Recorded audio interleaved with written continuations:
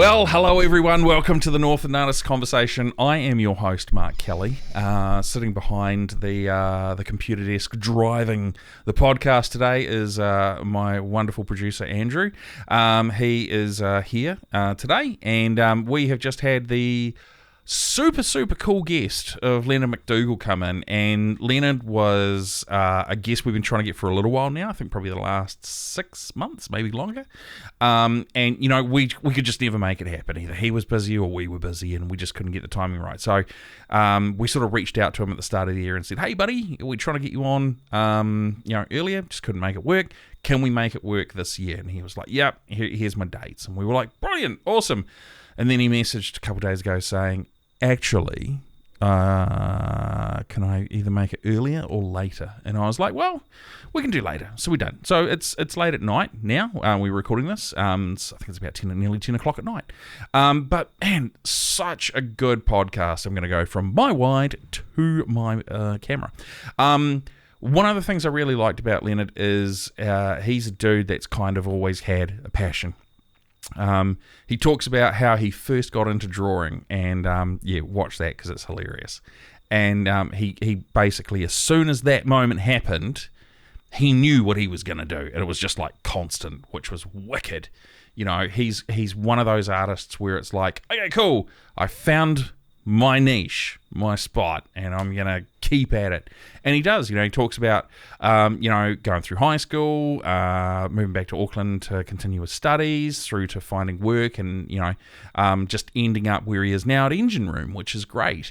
So it's super cool to hear someone just talk about their creativity with an absolute passion. And he's well-spoken, he's super articulate. And it was a good laugh. It was a good laugh. We had a good time. So, I tell you what, without further ado, let's sit down and have a conversation with Leonard McDougall.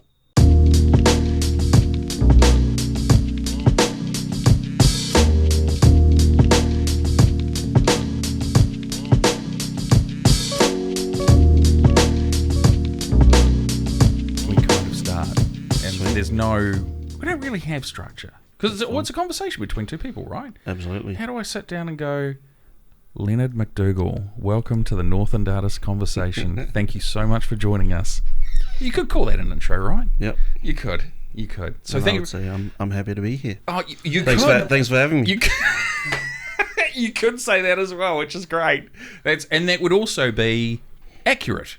Oh, absolutely, yeah. We've obviously been trying to get you on the podcast for a little while now. And it's always been one of those ships kind of sailing in the night thing, where you're available, we can't do it, we're available, you can't do it. So we're really, really glad to have you on. You probably don't know this, but producer Andrew and I, when we were doing the filming at Plunge in 2021, and we got you upstairs and we interviewed you then, that was kind of the impetus for how all of this started. Was that event. So for me, you were kind of someone I always wanted to get on early on in the podcast. So the fact that you're here 8 months later is still cool. So it's nice. Now you're quite interesting because you're not an artist in the sense of being in front of the camera, are you? You're often behind the scenes. Usually. Yeah. There's probably been the odd times probably jumped in front of the camera, usually with a group. Yeah. Like the Mahi Dogs group, jumped in there a couple of times. Yep, seen some of that. I guess if I need to be on camera, I'll jump on, but I'm not too fussed. I'm happy to work behind the scenes. Yeah, and you work for, who do you work for? I work for NGEN Room. Yes. Which sits under He Puna Marama Trust. Now, NGEN Room, that's not engine as in I've got an engine in my car. Yeah. That's NGEN, right? Yeah. Producer Andrew will throw a logo up right in the middle. Ta-da! Yeah. There we go. And what is NGEN Room? Right. So NGEN Room is a digital tech company. Okay. Yep. We do a couple of different things, but our main mahi is that we run a digital technology program. Okay. Yep. That teaches digital technology to rangatahi. digital technology is quite a broad term. Yep. And it can encompass lots of different things. Can you sort of dive a little bit deeper into what that mahi is? Sure thing. So, I guess technically, if I were to break up NGEN Room, we're built on what we call 3PO, Okay. which comes from our Leadership Academy, which is also part of the Trust. Yes. The 3PO are kia Māori, kia mātou, and kia tū. Mm-hmm. Kia Māori, to be Māori, kia mātou, to be educated, and kia tū, rangatira, which is to be a leader. And Nice. that kind of guides what we teach in terms of the digital technology world. Okay. Yes. So kia mātou, to be educated, that focuses on what we actually teach. Yeah. And we kind of range from the creative to the more hardware side of the industry. Yes. And that's like animation, content creation, graphic design. Right. We do a bit of digital marketing, Okay. hardware, UX design, game development. Oh, wow. Okay. So kind of a wide range. And that also under our kia mātou. And then we have kia tū, Yep. which we use to focus on communication skills, Okay. confidence building, even work readiness. So a lot of our young rangatahi usually come in pretty shy or have some sort of anxiety. And so part of the program is to help build up their confidence and then get them ready for the workforce, because the goal of the program is to get them into work or into further study. And then our last po is kia Māori. And in our program, we also have Māori classes that teach things like pepeha, whakapapa, and a bunch of other things. We have kind of little bits of meditation that come through the program. Oh, wow. So Okay. a whole mixture of things that Yeah. kind of, yes, we teach the digital technology side, but what we've also learned is that some of our tutors, especially, they would hire a person that can turn up on time, that can communicate. Yeah. And the digital tech stuff, they can still teach. They can teach them that. Yeah. But it's the soft skills that's the trickiest part. So we have elements of that throughout our program to try and build a more well-rounded person before they go into the It workforce. seems like a very holistic program where it's not like, cool, today we sit down and learn some coding. You're kind of dealing with, as you said, the anxiety or mental health challenges that a lot of our youth sort of seem to have nowadays, whilst also providing them with skills to actually go out and further that career if they want. It's like a launch pad sort of thing where they could go, I've started here, I could go to Media design school. There we go. So that's really cool. And I think a service like that is absolutely invaluable, as we're clearly in a digital age, I say, with a large amount of money spent behind the scenes. We're all about, people are about content creation, and they want it, TikTok and YouTube and that sort of stuff, but then obviously games. And do you do apps as well? A little bit. So through our UX class, we have some app and website building. But it's mostly front end. Okay, right. If they get further enough in the coding class, they will probably get to do a little bit of app building, but that's quite cool. Kind of depends how they go. It's quite cool. So really the program is like you've got the overarching stuff that you do, but then it's kind of geared around the person in general and what their skills through the program. Because your program's 20 weeks long. 20 weeks, 20 weeks. And you're in a program at the moment. Yes. Yep. And then as that program progresses, you kind of see, this person's tried this, but their skill set doesn't lie here, it lies here, so we're going to tailor this for them and make it a little bit more, I guess, personalised? Yeah, exactly. So the way the 20 weeks are set up, probably the first 10 weeks is mostly trying to build up, really just to introduce them to the tech, to the subjects. Sure. So I like to think of it as like an introductory smorgasbord. We just It's a great way to look at it. They do all the subjects all at once. Right. So we pretty much chuck as much as we can in front of them. Yeah. And by the 10th week, probably a lot earlier, they're like, I like this, I don't like this. Right, yeah. This is fun, this sucks. Yeah. And then when we get into weeks 11 to 15, it goes into project work. Okay.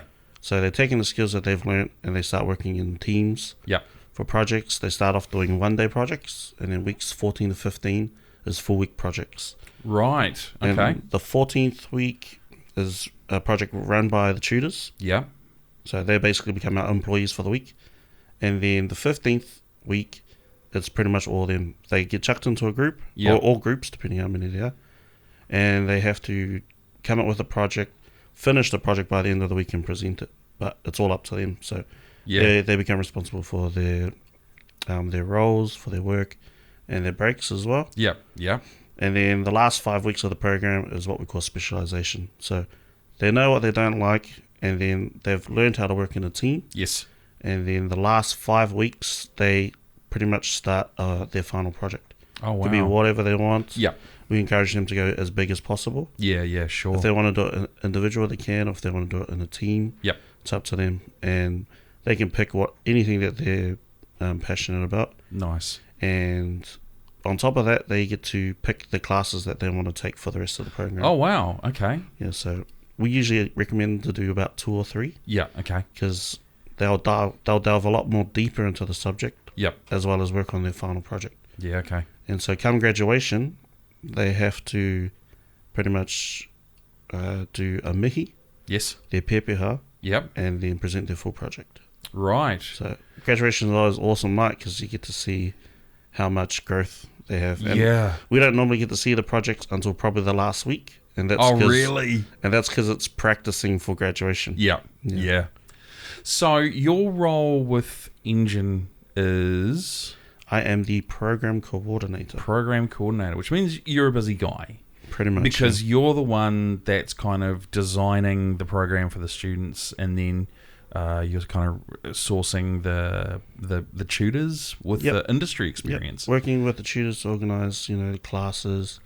We're lucky enough that some of the tutors that we've had since our first cohort, so we're currently in our 9th cohort that just started last week. 9th cohort? Yeah. Wow.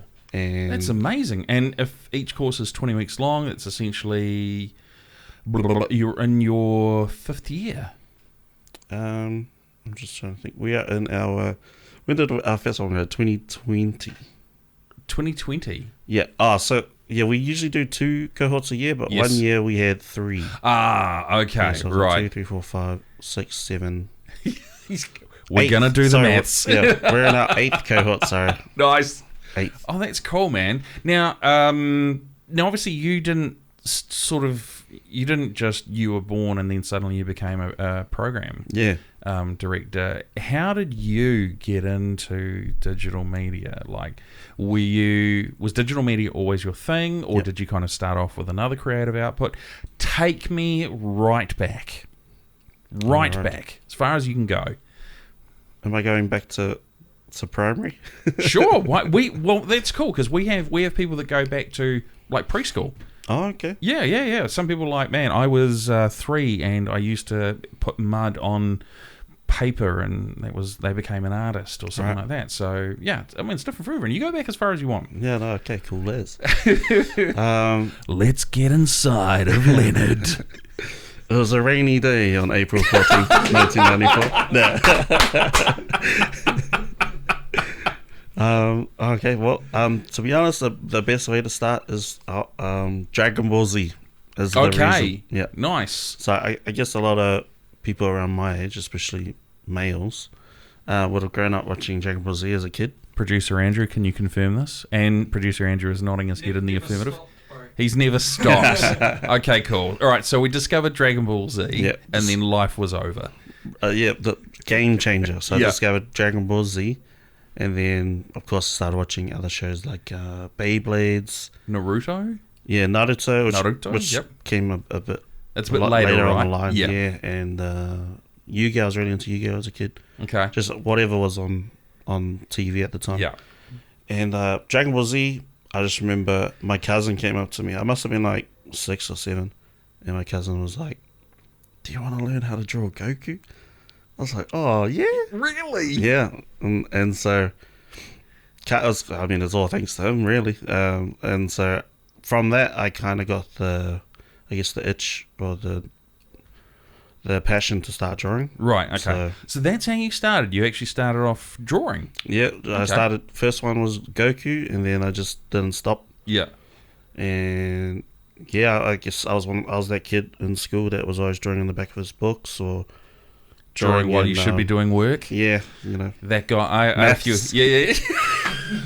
What's the grids on the page that make it easy, right? Exactly. You know, the maths books comes with the squares, so I'm just drawing random isometric pictures or whatever, you know.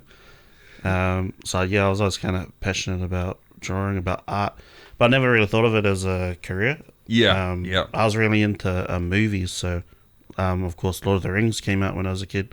Yes. Yeah, okay. And so kind of what I always just used to draw what I saw. Yeah, right. So Lord of the Rings came out, so I was just like making up my own characters, pretending they were in Lord of the Rings. Wicked, man. Did you give them names and everything as well? Yeah, they had names. Of course. Can you remember one? No, I can't remember. Oh, damn it. I just remember feeling cool when I was showing it off to my friends. It's like, oh yeah, this is blah blah blah, and he's from blah blah blah. That's wicked. Yeah, so I mean, what's another? Troy, when the movie Troy came out. Yes, I Troy became with Brad obsessed Pitt. with Greek mythology. Yep. Of course, I used to play a lot of Age of Empires as well. So okay, makes sense. Gladiator, that sort of stuff as well. yeah, I mean, Gladiator was out when I was a kid. So yeah, pretty much everything I saw, I just used to draw all the time. And yeah, I wanted to make movies, and it wasn't until we moved up here to Whangarei, and I went to Boys High. Where did you move from? I moved from Auckland. Right. Yeah. Okay. Auckland born and raised. Yep. So I was born in Auckland and lived out west, out in Henderson. Oh, love me a good Westie. I played at the Zeal Bar a few times out West Auckland. It's mint. It's a great place. Yeah, still got family out west. I've always liked the West Auckland. Yeah, same. Yeah, so we moved up from Henderson into OT and went to Whangarei Boys. Mm-hmm. I just remember, what was the art teacher? Mrs. Luders. Shout out to shout out to Mrs. Luders. Shout out to Mrs. Lotus, yeah. She did a presentation on art design. Okay, yeah. It was like, I think we were year 10, and it was like, this is what you could do when you study NCA. And then I was like, oh, okay. And then she came out and showed an art design board. Right. And it was some kid's skating brand. Oh, okay. Yeah. Okay. And I was like, cool. That's cool. Like, I kind of want to do that. Yeah. And so, yeah, I kind of went in that direction. Year 12, ended up taking art design. Yeah. And then that's when I figured out I wanted to do graphic design. So right, so because at this stage you're kind of just drawing like pen, pencil, that sort of stuff, and then you went, "Ooh, I quite like the computer side of things."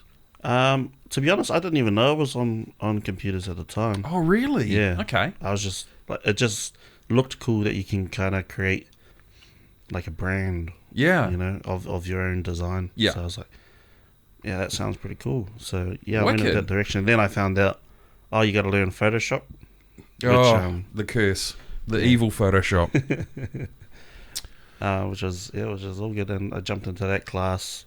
Funny enough, I don't know if we actually ever learnt how to use Photoshop, except for like some of the other boys. They would show us, and then we'd learn something, and then we'd show them. So we kind of learnt from ourselves how to use Photoshop. You're kind of learning off each other, right? Yeah, and so I really liked art design, and so going into, I guess, my last year of school, I just picked up a whole bunch of art classes. Okay. So I pretty much was, what did I say? I did art design, art photography, motor visual arts, art history, which I don't know why I took that. Because it had the word art in it? Yeah, I was like, what's something art that I could do? Yeah. And I always like don't want to do maths. Oh, bro, maths. I feel like all you just need basic maths to get through life. But yeah. I got in trouble so many times for just drawing on my books in maths. Maths is dumb. Yeah. But it's important. Maths is really important. Absolutely. Yeah. So you kind of got to the end of high school, and you've got art, and art as your subjects. And you obviously did quite well in CEA. with it all? Yeah, I was definitely, despite all the drawing, I was definitely like an NCA kid. Right. So, like, Okay. I got to make sure I do better than achieved on my test. Yeah. So I did pretty alright on my artwork. Okay. Now, you obviously, like everyone, you get to that point where you're at the end of high school. Mm-hmm. Do you go out and study? Do you go out and get real world experience? Where do you sort of move from that point? Do you just chuck it in and go, I'm going to work at KFC or Macca's or wherever? You know, what happens for you next? Right. So I knew that I wanted to do design, Yeah. and that was the goal. But I was actually supposed to go and be a missionary after high school. Really? Yeah. Because I grew up going to church. Okay. And I was like, I do want to do this. I want to go be a missionary, and then I'll go study design. Yeah. But that never ended up happening. And Wow. so I basically, I had nothing to do. And so I ended up going to People Potential for a little bit. People Potential represent. Yeah, People Potential. Producer Andrew, People Potential. Yep. A lot of talent there. Yeah, and through them, I got my first job, which was in hospitality, doing some catering. Oh, nice. Okay. Yeah, which was pretty cool, pretty fun. And then I decided to go study. Okay. Yeah. Extramurally, or did you like go outside of Northland, like Wellington or whatever? Oh, right. Yeah, I went down to Auckland. So back down to Auckland. Yeah, back down to Auckland. Yep. Went to study at UB Design School. Mostly, I was originally thinking of going to Massey, but a friend of mine, he had just gone to UB. Right, okay, yep. And so, I decided to kind of do the same thing, go down there. Okay. Now, UB, man, you're going to have to help me, because I remember UB, I think when UB originally started, they were an Apple store. Oh, yes, in that's right. Auckland, and they had like this flagship Apple store in Newmark, and I remember visiting there, go, it's so clean. And they started off that, and then they developed the design and media school after that. Was that more practical based or more sit down theoretical based? Oh, it was a lot more practical. Right. Okay. So that would have been good for you, yeah. Oh, absolutely. Yep. Yeah, absolutely. I think that's kind of what made me also decide on UB, was just hearing that you do a lot more practical work. Yeah. Okay. How long were you at UB for? I was actually only there for a year. Oh, really? Yeah. Okay. So I got my diploma at the end of it. Yes. But the way it worked was like everything was jam packed into 40 weeks, and so we had no break except for over Christmas. Wow. And New Year's. Okay. And it was pretty much a new project every week. We'd do a poster or a book or a magazine or something like that. So essentially, you're taking a 2-week course and just 2-year course, and just slamming it all into 1 year. That's intense. That's intense. No social life. I'm just. He's like, I can't say that. It's Auckland. There's so much to do down there. I mean, the other thing is I was poor. Oh, you're a student. Yeah, I'm a student. Yeah, of course. And I was dumb enough not to try and get a job, so have a bit more money. Yeah. But 2-minute nerd was a king. Oh, I was a student for a while Weet-Bix. as well. Yeah. Oh, Wheaties. Weet-Bix, bro. Mate. I was a Weet-Bix kid. It's super affordable.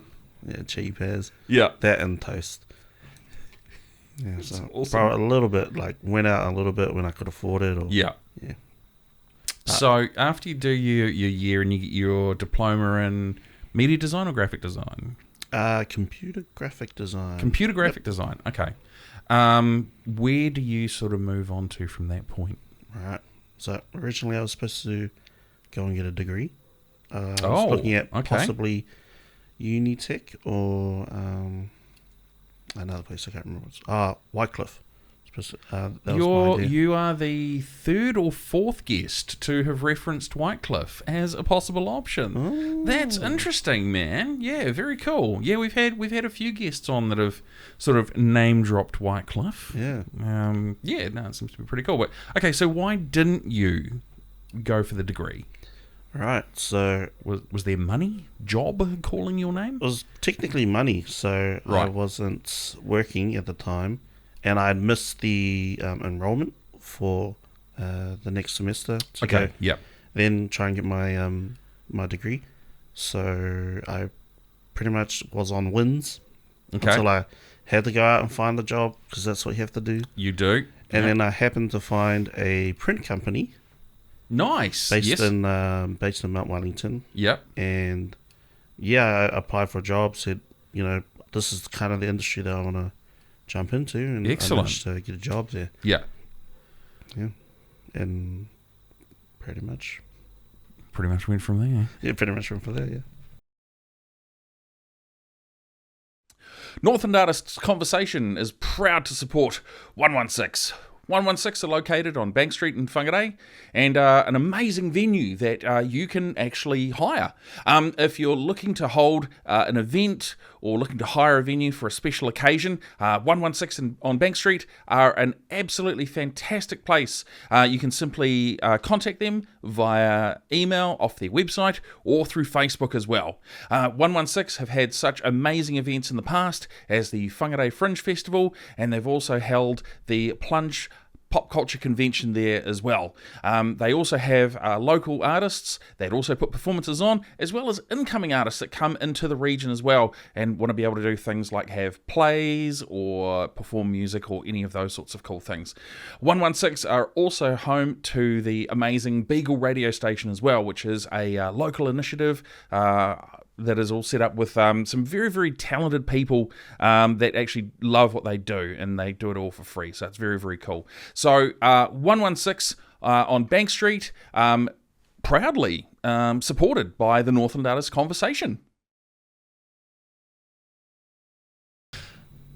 So you get your first real job in, I guess, kind of the industry where you're working for a print company. Do you start off like in design, or are you the guy that's like wrapping vehicles? What sort of position do you start off in? Right. I was a general labourer. I got chucked onto the production floor. Right. And I used to run this old hole punch machine. And they used to call it Betty. Betty the hole punch machine. Yeah, it was Betty. And yeah, we would make diaries. So we'd make a whole bunch of things, but one of them was diaries. Okay. And I was in charge of punching. Oh, they were ring-bound diaries. Oh, yep. And I was in charge of punching holes into the paper. Okay. Yeah, just that was your whole job. More paper. Yeah. Until I started off there, and then I worked my way into the print office, the print room. Yep. And kind of got to, I actually got to experience a lot in the company, which was pretty good. Went into the print room, learned how to run the printers. Okay. Yeah. Did a lot of scanning work. Worked with laminating machines. Yeah. A whole bunch of different machines, shrink wraps as well. Oh wow. Okay. And did a little bit of design setup. So they would send out parcels to schools. Okay. So mostly primary schools. Yeah. And primary school students would make artwork or draw stuff. Oh yep. And then they send it back to us. Yeah. And the parents would be like, oh, I want to get a diary or a calendar of this. Oh yeah. So I've done that as well. Yeah. And so we would do that, put them on diaries, on calendars. Yeah. And also set it up. So I kind of got a lot of experience going through each little different department, like dispatch, did a little bit of sticker work as well, which was pretty cool. So you kind of get an opportunity to work in like the different facets of the whole business in general, right? Yep. Okay. Where do you go from there? Because obviously this is still Auckland. Are you there for a few years? I was there for probably around about a year, if not over a year and a half. Okay. Yeah. Right. And then where do you pop off to? Right. So I was there a year and a half, and I was talking to the boss at the time about getting more work. Yeah. Because I guess the print industry usually has kind of super busy periods and very quiet period. Yeah. So usually from about late August going into Jan, Feb. Yep. Super busy. Like. Yeah, right. Normally the company might have like 3 people working in the company. Okay. And then in the busy period have like up to 40, maybe 50. Wow. Yeah. And the cool thing was they were all backpackers. So I had of course. there was like maybe 2 or 3 Kiwis. Yeah. The rest of them were backpackers. So you had like 15 Germans. Oh, a bunch yeah. of French people. Nice. There's a whole mix, which was pretty cool because they'd like to go out heaps. Yep. So that was, us most weekends. But after the kind of busy period, then it knocks down to like 2 or 3 staff. Okay. Yep. And after having talks with the manager, I didn't think I was going to have more work. So I'd have to go look for another job anyway. Right. Okay. Until the busy season picks up again. Yep. So it's busy for 8 months of the year and sort of quiet for that 4 to 5 sort of period? Yeah, it's ridiculously busy. So yeah. Yeah, I pretty much needed a new job. And I had already, this time of the year again, I had missed the enrollment to go and study again. Oh, no. And I was kind of getting sick of Auckland as well. Well, I can't say I blame you. Yeah, so I was talking to Dad, and Dad was like, oh, well, you might as well come home. Okay, right. So, yeah, came back to Whangarei, ended up finding work in retail. As a lot of people do. Yep. Ended up going to the warehouse to do a little bit of night shift. Okay.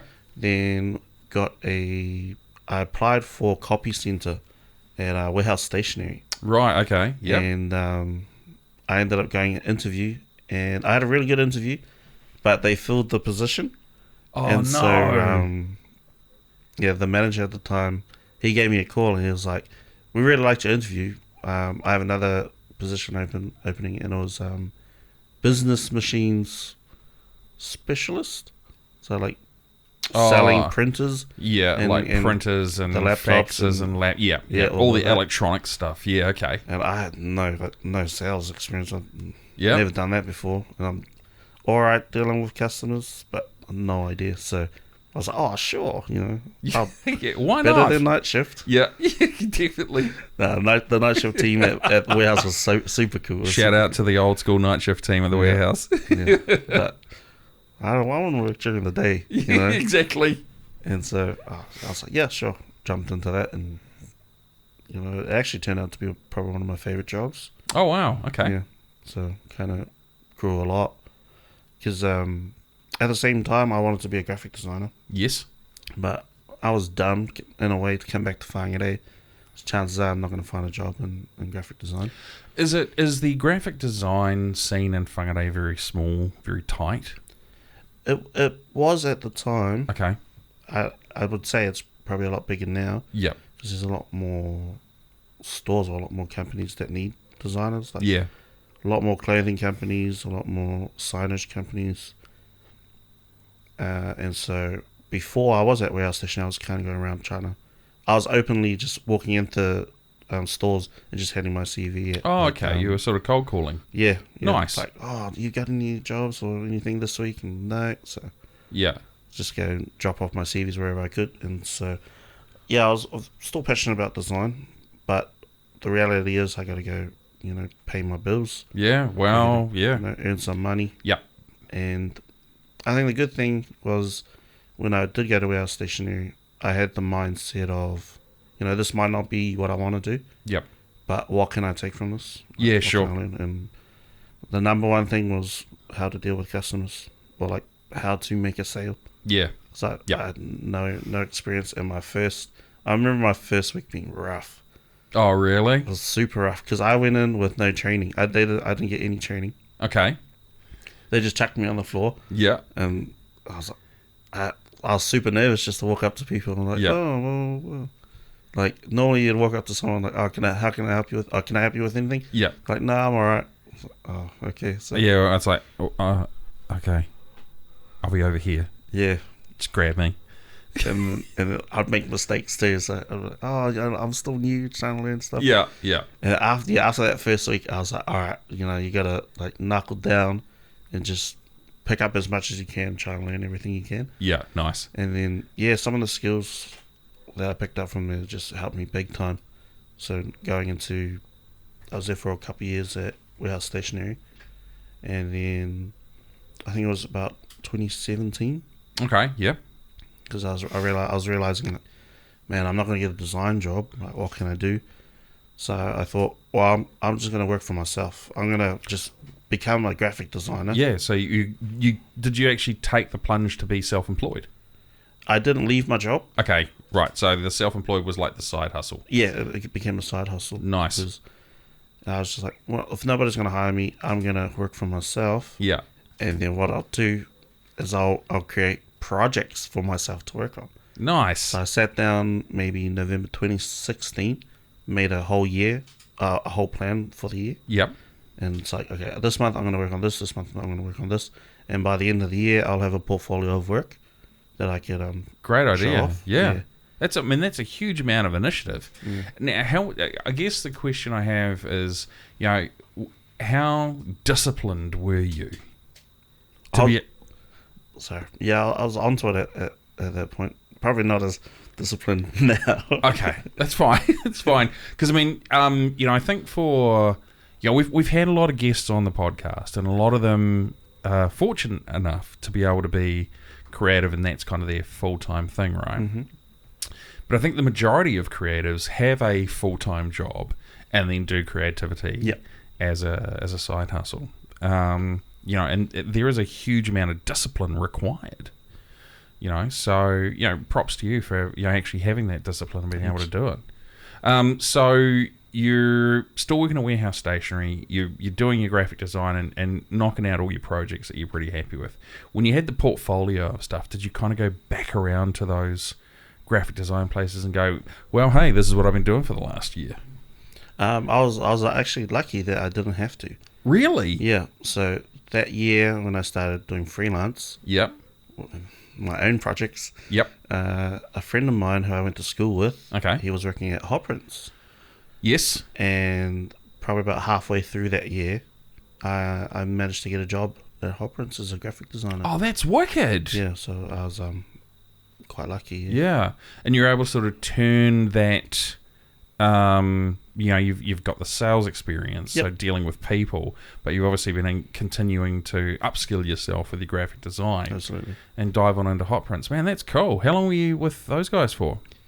I was at Hot Prints for maybe just on 2 years. Okay. Yeah. Now, with NGEN, how did that all come about? Because obviously, going from graphic design through to program coordinator, fundamentally very different roles. Yep. So how did you make that transition, and how did you end up at NGEN Room as well? Yeah. Just in about 2018, a mate of mine, Piha, he got the idea to start a digital technology group. Okay. In Whangarei. And yeah, that's essentially how we started. We're a group of entrepreneurs or like digital creatives. We had a couple of guys that were into film or trying to make videos. Yeah. Some were doing a bit of design and wanted to get into making clothing. Nice. And Piha was making videos at the time for... Oh, this was maybe just as we were starting Mahi Dogs. Okay, right, yep. Yeah, which is a YouTube group. Go check it out on YouTube. Yep, Mahi Dog. That's still going, eh? Quietly. It's not regular posting, but No. I see the videos every now and then pop up. So, it's still active, which is cool. Okay, so Mahi Dogs was kind of where everything all sort of assembled together. Yeah, and through that, we created NGEN. And from the beginning, we were trying to create a regular meetup between these entrepreneurs, or the idea was to create a space where we could all come and work on our projects. So yeah, even though I was at Hot Prints, I was still working on my freelance on the side. Okay, yeah. And same as some of the others that were trying to make videos. So we wanted to create a space where other people like us can come and work. Yeah, nice. And in 2019, we got funding to start a digital tech program. Okay. And so probably end of 2019, about halfway, beginning of 2019, sorry, I left my job at Hot Prints. Yeah. And then towards the end of 2019, the NGEN got funding to start, creating this project. And we had no idea, we don't come from educational backgrounds. Yeah. You're making it up as you go. Literally, which is awesome. Bootstrap. And Piha went and took a a boot camp coding program, course down at where was it? Not Dev Academy. That's up here. Well, maybe it is. Oh, it is Dev Academy because it's Dev Institute that's up here. Dev Institute. Yes. That's the one on Bank Street. Yep. Is that right? That's above.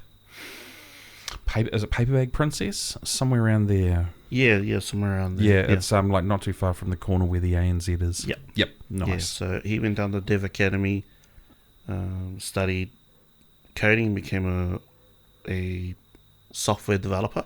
Okay. Yep. And so when he came back, we pretty much constructed what we thought would be a cool program for young people to jump on. Nice. We're looking at ways that they could learn, different things within the industry, especially stuff that we kind of missed out on learning. Yeah. And so, it's like, what could we do, that we would have loved to have done? Yeah. You I guess the advantage that you guys have is you've all kind of come from these different disciplines. Yep.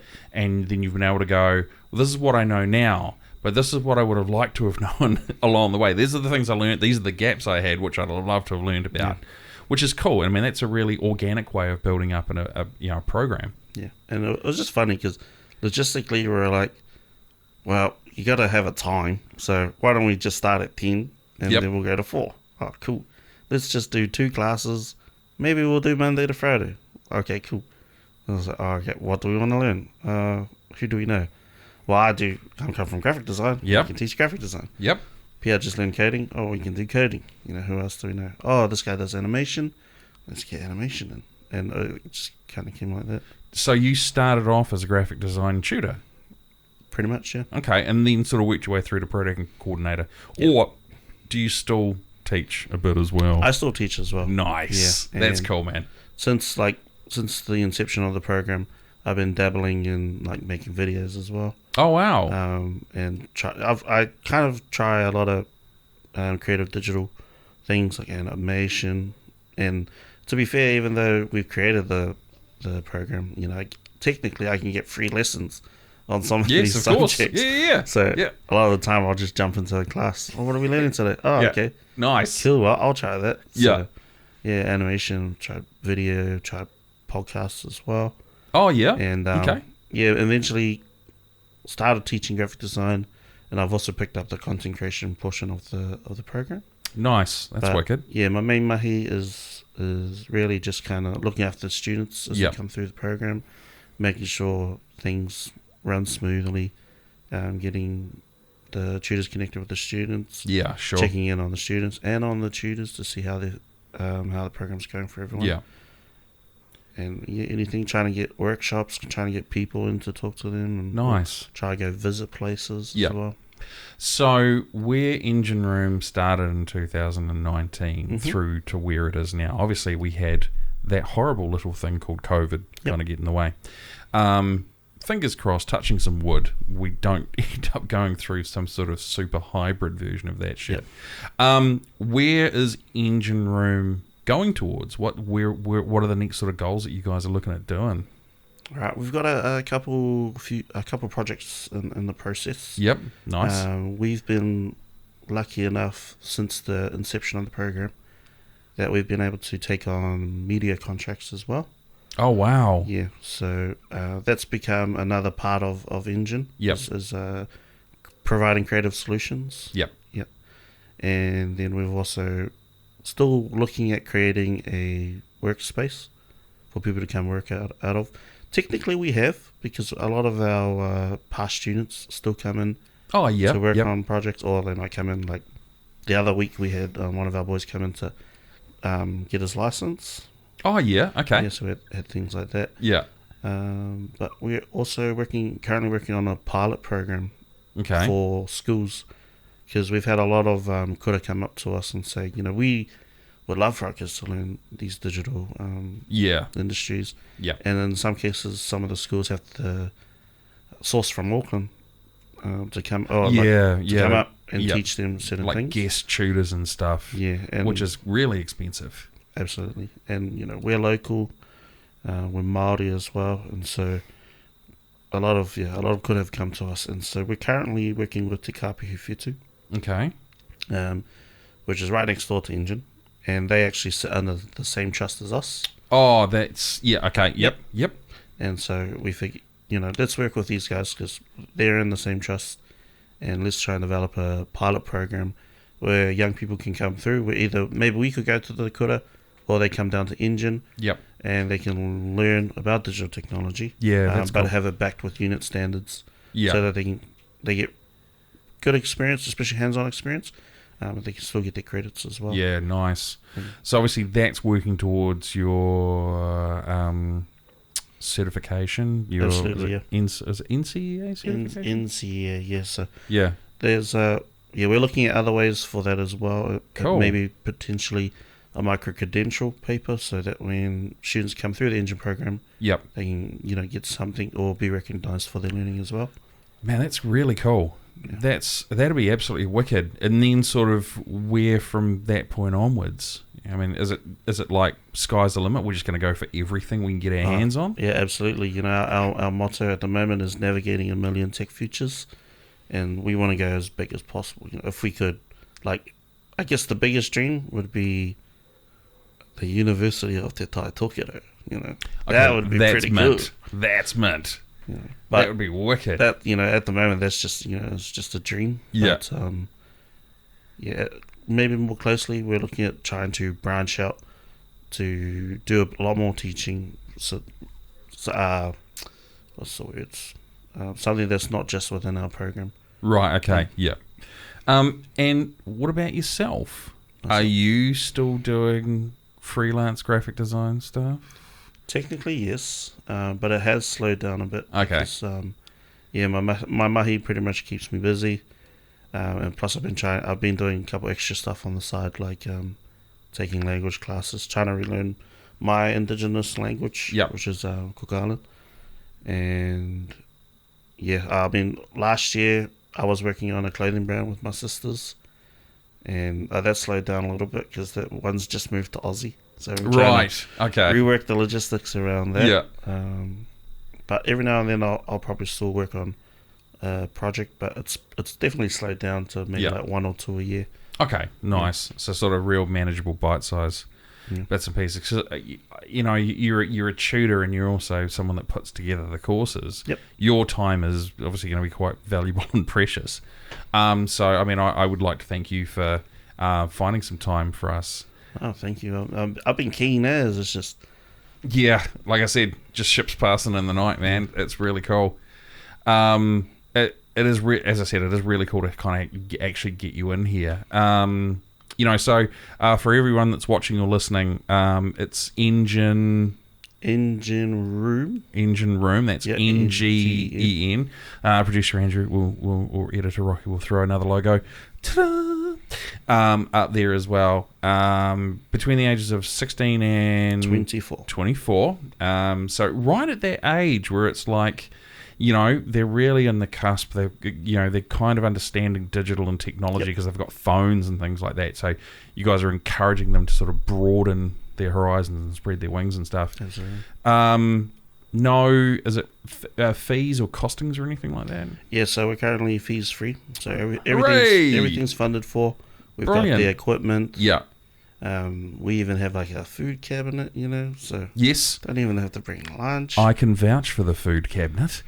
And that's cool, because it means that you're kind of giving everyone an opportunity, not just those that can afford it, right? Exactly, yeah. Yeah, so that's very cool. Look, Leonard, thank you so much for coming in and sitting down with us tonight. It's been a blast. It's been cool to catch up again as well, man. Absolutely. And it's nice to get to know you sort of a little bit more as well. And, the stuff that you guys have been doing at NGEN Room from when I first saw you guys is amazing. And, we obviously support it. So, yeah, very cool. Keep it up, man. Thank you very much. Well, hello, fans and followers of the Northland Artists Conversation. Hopefully you guys have enjoyed the podcast this week. Leonard McDougall, man, super cool. Really interesting to find out how he actually got into design through good old Dragon Ball Z. Is wicked. Just family member coming up and saying, I can teach you how to draw Goku. And he was like, okay. And then he just drew it. And that started off a whole journey for him, which was so cool.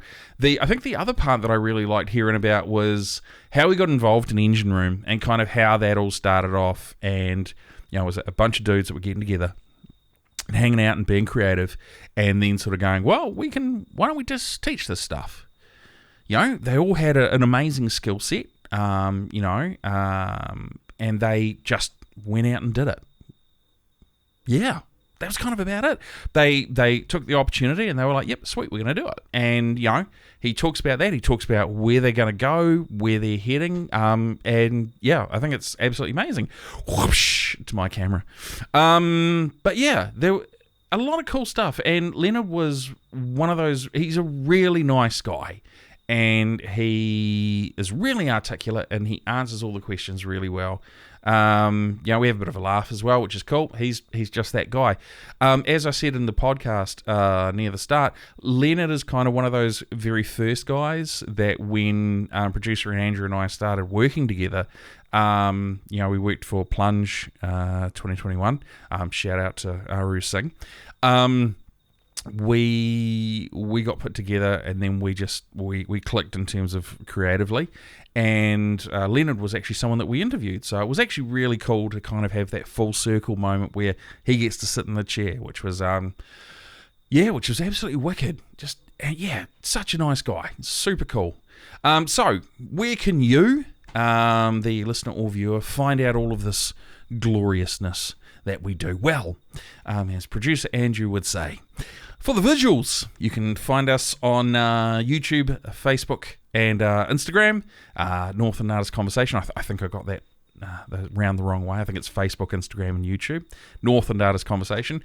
For the audio, you can find us on Spotify, Apple Podcasts, and Google Podcasts. Again, all Northland Artists Conversation. We've tried to keep it simple. And if you're an artist, or if you know someone who's an artist, and you go, yeah, that'd be really cool for, them to come in and sit down, to sort of chat and just, have a cool kōrero. Yes, we would love to hear from you. And you can reach out to us by emailing hello@northlandartistsconversation.co.nz. Super simple. And if you're someone that would like to actually support the podcast, which we would very much appreciate, then we have a Patreon page. Now, Patreon gives you, the listener or viewer, the opportunity to donate a little bit of money, really, and help keep the podcast going. It is important. And we offer 2 tiers. So the first tier we offer is $5 a month. It's $5, very minimal. And we've called that a cup of coffee. And that's just a way of saying, thanks, we appreciate what you're doing. Second tier we offer is $20 a month, and that we've called Coffee Addict. And that gets you a couple of extras that you don't get at the cup of coffee tier. What you get at Coffee Addict is you'll get told what artists are going to be coming up. So you kind of get a bit of insight into the whole, this person's coming up. The second thing we do is that we offer those Patreons at that tier the opportunity for us to ask questions on your behalf.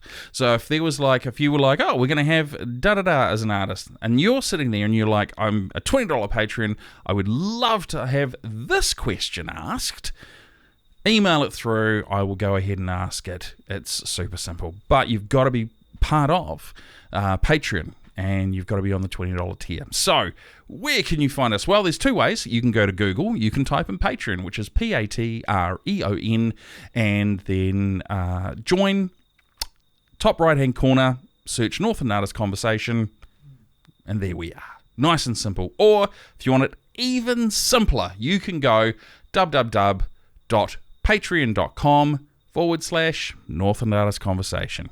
We would appreciate the support. We've been doing this now for 8 months, and it's been a hell of a journey, and we've loved every moment of it, and we keep getting some amazing guests.